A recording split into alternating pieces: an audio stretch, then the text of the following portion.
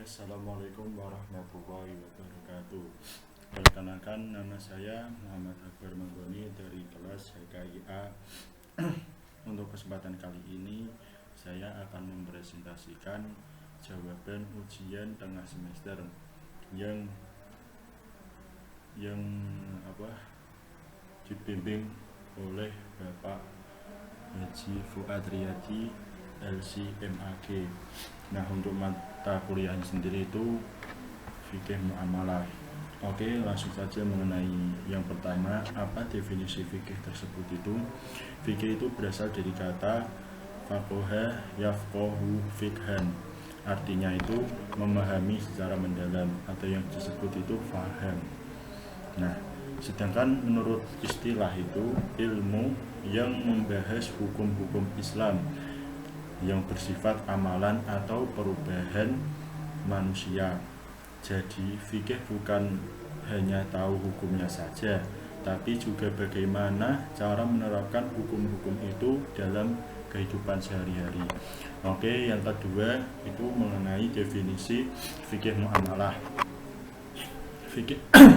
Fikih muamalah di sini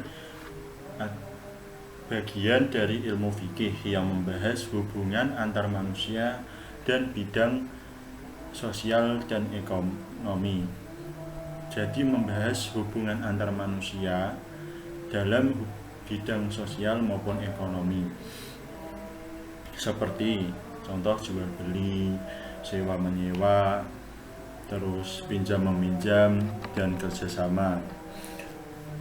Nah, fikih muamalah di sini hukum-hukum Islam yang mengatur hubungan antar manusia dalam urusan duniawi agar terciptanya suatu keadilan atau kemaslahatan, biar sama-sama jujur lah. Nah, yang ketiga itu mengenai macam-macam fikih muamalah dan contohnya. Fikih muamalah itu dibagi menjadi 3. Yang pertama itu ada muamalah kebendaan yang bisa disebut madiyah. Contohnya itu jual beli, al-bai' itu jual beli, sewa menyewa itu ijarah, dan pinjaman serta gadai. Nah, yang kedua itu ada muamalah keuangan atau yang disebut maliyah. Contohnya kerjasama model syirkah bagi hasil dan perwakilan atau yang disebut wakalah. Nah, yang ketiga itu ada muamalah non kebendaan atau yang bisa disebut itu dengan ghairu madiyah. Kalau yang kebendaan tadi kan madiyah, yang ini ghairu madiyah itu non kebendaan. Nah, ghairu madiyah di sini itu contohnya hibah, wasiah, wakaf, dan perdamaian atau yang disebut islah. Nah, selanjutnya itu membahas tentang prinsip-prinsip dalam fikih muamalah. Prinsip-prinsip dalam fikih muamalah itu yang pertama itu ada robbaniyah atau ketuhanan, yaitu semua kegiatan muamalah itu harus dibatasi dengan harus dilandasi dengan iman dan takwa kepada Allah Subhanahu wa taala. Sumbernya itu atau dalil hukumnya itu diambil dari Quran surat Al-Baqarah ayat 282. Nah, contohnya itu pedagang yang jujur karena sadar Allah Subhanahu wa taala itu mengawasi. Oke, yang kedua itu ada adalah atau yang disebut keadilan. Nah, dalam adalah ini artinya tidak merugikan dan tidak menzalimi dalam transaksi. Tidak dizalimi lah. Nah, dari dalilnya itu sumber hukumnya mengambil dari Quran surat An-Nahl ayat 90. Nah, contoh dari al-adilah ini atau yang disebut keadilan ini contohnya itu menakar dan menimbang dengan benar. Oke, yang ketiga ada yang namanya insaniyah atau kemanusiaan. Dari kata insan kan manusia. Nah, dari al-insaniyah kemanusiaan ini, yaitu menjaga kehormatan dan hak manusia dalam ekonomi. Dalilnya Quran Surat Al-Hujurat ayat 13. Contohnya itu seperti memberi pinjaman kepada manusia tapi tanpa adanya riba, pure pinjaman untuk membantu orang tersebut yang meminjami, yang butuh pinjaman.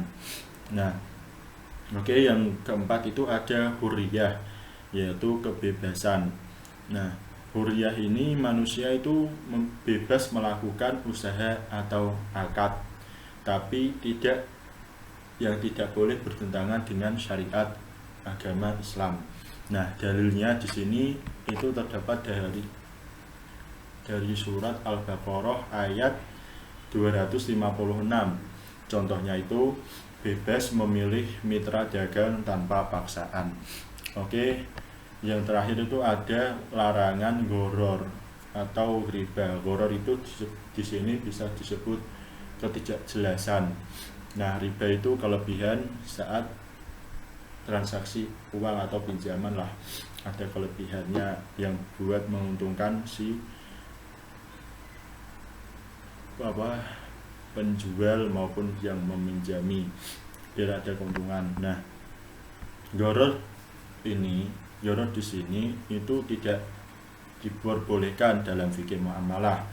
Nah, dari goror dan riba ini diambilkan dari dalil sumber hukum yang terdapat dalam Quran Surat Al-Baqarah ayat 275. Nah, contoh dari goror dan riba di sini itu yang pertama, kalau goror itu dilarang menjual beli barang yang belum jelas. Nah, seperti menjual beli hewan yang masih dalam kandungan, itu kan belum jelas nanti apakah lahirnya itu normal atau cacat, sekali lahir itu berapa biji, itu kan belum jelas. Nah, itu yang disebut goror, contohnya begitu. Nah, kalau riba itu tadi kan riba mengambil keuntungan dari pinjaman. Artinya kalau mau meminjamkan seseorang itu tidak diperbolehkan untuk mengambil kelebihan atau menyertakan kelebihan dari utang tersebut. Semisal kayak pinjam 2.500.000, nah dengan bunga 2%. Nah, di situ tidak diperbolehkan dalam fikih muamalah. Nah, dari penjelasan tadi bisa disimpulkan bahwa fikih muamalah adalah pedoman Islam dalam mengatur hubungan sosial dan ekonomi antar manusia agar terwujudnya keadilan, keseimbangan, dan keberkahan dalam hidup.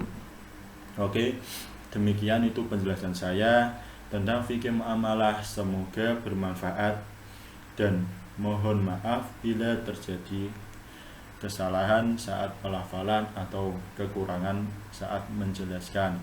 Wassalamualaikum warahmatullahi wabarakatuh.